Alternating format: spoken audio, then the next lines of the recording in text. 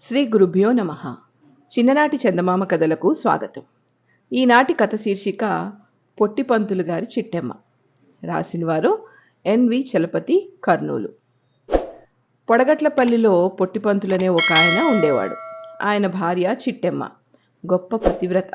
చిట్టెమ్మ మామూలుగా అందరమ్మలకు మల్లేనే ఉండవలసినంత ఎత్తు ఉంది కానీ పొట్టిపంతులు మాత్రం మరీ పొట్టివాడవడం చేత ఆవిడ ఎంత నడుం వంచుకు నిలబడినా భుజాల దగ్గరికే వచ్చేవాడు.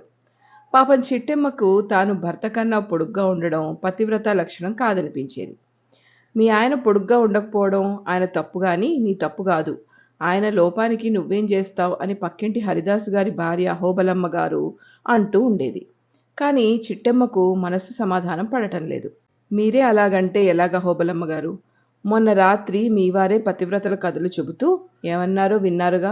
భర్త ధృతరాష్ట్రుడికి కళ్ళు లేనప్పుడు నాకు మాత్రం ఎందుకుండాలని చెప్పేసి గాంధారి తన 2 కళ్లకు గంతలు కట్టేసుకుందటగా అంది చిట్టెమ్మ. గాంధారి లాంటి పతివ్రతలకే సాధ్యం కాని పని అది, అంది అహోబలమ్మ.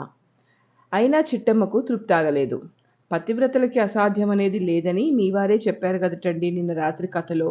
చచ్చిపోయిన భర్తని సావిత్రి బ్రతికించుకుందటగా అంది చిట్టెమ్మ.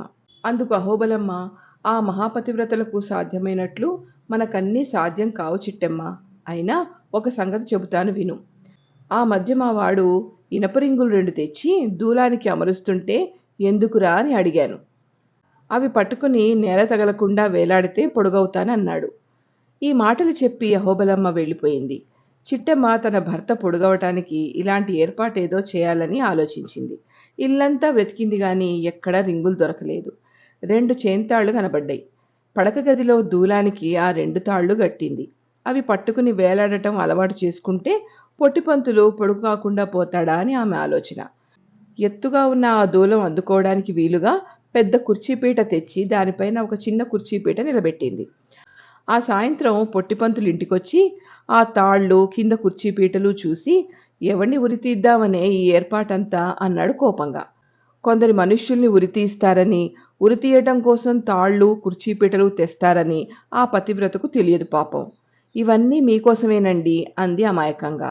అతని కొళ్ళు మండి, ఏమిటి నన్ను ఉరిదీస్తావా అంటూ చేతికర్రతో 2 మోదులు మోదాడు.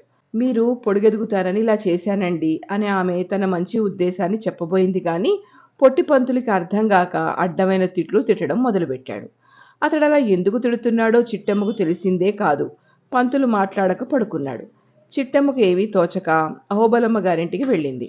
దాసుగారు భార్య సావకాశంగా కబుర్లు చెప్పుకుంటున్నారు. ఏమండి, పూర్వానికి మళ్ళీ ఇప్పుడు పతివ్రతలున్నారా అని దాసుగారిని భార్య ప్రశ్నించింది. అబ్బే ఏరి, 4 వీధులు కాళ్ళరిగిపోయేటట్టు తిరిగొచ్చి కాళ్ళు లాగుతున్నాయి, కొంచెం ఒత్తవే అంటే ఒత్తే పెళ్ళామే లేదు అన్నాడు ఆయన. అదేమిటండి అలా అంటారు? పైవాళ్ల మాట నాకు తెలియదు కానీ నేను మటుకు ఎన్నడూ లోపం చేయలేదే అంది అహోబలమ్మ. దాసుగారు అందుకుని, అబ్బే నేను నీ మాట చెప్పటం లేదు, నువ్వు మహాపతివ్రతవే. నీ వల్ల నా పాదాలు ఒత్తుతూ పాతివ్రత్యం కనబరిచావు గనకనే పొట్టివాణ్ణల్లా ఇంత పొడుగనయ్యాను అన్నాడు. ఆ మాట విన్న చిట్టెమ్మ, అయితే దాసుగారు మీరు పెళ్లి కాకపూర్వం పొట్టిగా ఉండేవారా అన్నది. అవునమ్మా, మొదట్లో మీ ఆయన కన్నా పొట్టిగా ఉండేవాడిని. మా ఆవిడ పాతివ్రత్యం వల్లనే ఇంత పొడుగయ్యాను అన్నారు దాసుగారు.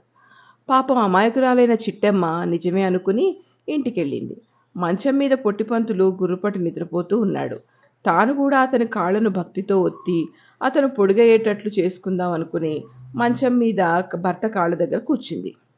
హరిదాసు గారు అహోబలమ్మ కాసేపు అలాగే కబుర్లు చెప్పుకుని లోపలికి పోయి పడుకోబోయేసరికల్లా పొట్టిపంతులు ఇంట్లోంచి పెద్ద పెద్ద కేకలు వినబడ్డాయి.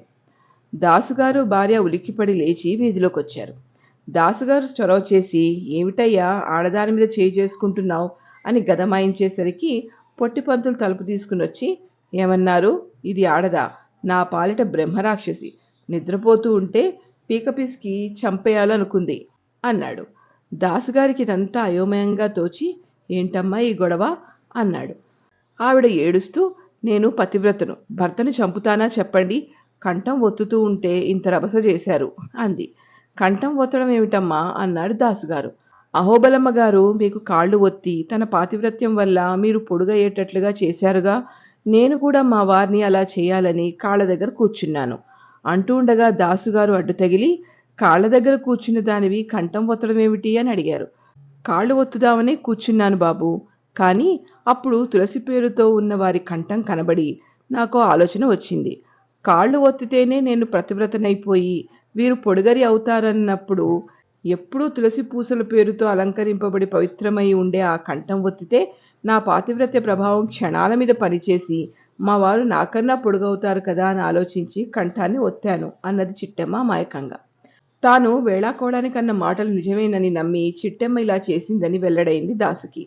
అయ్యో, ఎంత తెలివి తక్కువ దానివమ్మా అని జాలిపడ్డాడు. పొట్టిపంతులు ఎగిరి గంతేసి, ఏమిటి ఇదా తెలివి తక్కువది? సాయంకాలం నన్ను ఉరి తీయడానికి సిద్ధమైంది తెలుసా అని తాళ్ల సంగతి, కుర్చీ బిడల సంగతి చెప్పాడు. అప్పుడు అహోబలమ్మ నిజం తెలుసుకుని ఆ పని తన సలహా పైన జరిగినందుకు విచారించింది. పంతులు, పాపం ఆవిడ మంచి ఉద్దేశంతోనే తలపెట్టిందయ్యా ఈ పనులు, నీవు శాంతించు అని అతనికి నచ్చజెప్పేసరికి తాతలు దిగి వచ్చారు. ఇంతటితో ఈ కథ కంచికి, మనం ఇంటికి.